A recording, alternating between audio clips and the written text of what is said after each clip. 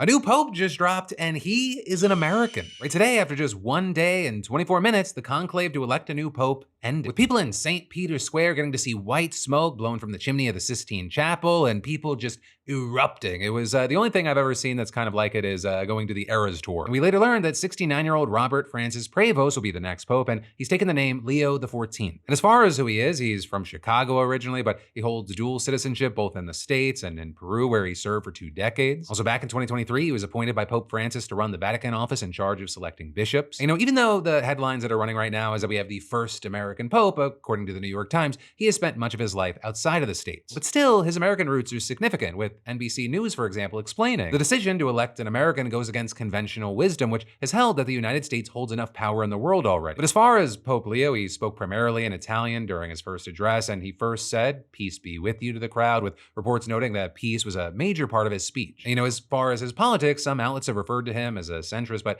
you also had the AP noting that he was part of a revolutionary effort to add a few women to the voting bloc that advances bishop nominations to the Pope. Though this is, he also reportedly opposes ordaining women as deacons. And regarding LGBTQ+ issues, his thoughts are potentially unclear, as he hasn't really spoken on the subject in a while. But some believe that he's less likely to curry favor with the LGBTQ+ community than Francis, though he is similar to Francis when it comes to the environment and migrant outreach. With the Times saying here that he's overall more discreet and reserved and will likely be a stylistically different Pope than Francis was. So it's kind of a vague and mixed bag, though what I will say, this is something that has gained a lot of steam. It's going to be very interesting where it goes. You've got a lot of people online right now noting that an account linked to the new Pope shared an article back in February titled, "JD Vance is wrong. Jesus doesn't ask us to rank our love for others." With that account also retweeting a post sharing articles about Trump's immigration policies and asking, "Do you not see the suffering? Is your conscience not disturbed?" And so for all of this, a lot of people on the right are already beefing with him. You have the likes of Laura Loomer, for example, calling him an anti-MAGA and woke Pope, as well as a Marxist puppet. Others saying he is, quote, worse than Francis, who, is known for having a progressive agenda. Though I will say, for his part, Trump hasn't taken any shots at the new Pope yet. Right, so far, he just wrote a Truth Social post congratulating him and adding, "It is such an honor to realize that he is the first American Pope. What excitement and what a great honor for our country." Well, I would argue the biggest things here,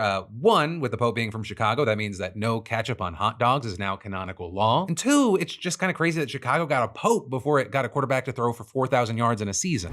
Hey, thanks for watching, and I hope you enjoyed this clip from the full Philip DeFranco show. And also, a big thanks to Squarespace for sponsoring our Clips channel. Turn your passion into profit over at squarespace.com/Phil, or use the QR code. Because whether you're launching a business or a lucrative side hustle, your website is your digital business card. It's the only space where you control the story, no algorithms or distractions. And with Squarespace, it's so easy because they got a ton of stunning professional templates with drag and drop editing that makes site design incredibly simple, no coding required. So get started for free at squarespace.com/Phil, or scan the QR code on screen and use code Phil for 10% off when ready to launch. Squarespace.com/Phil.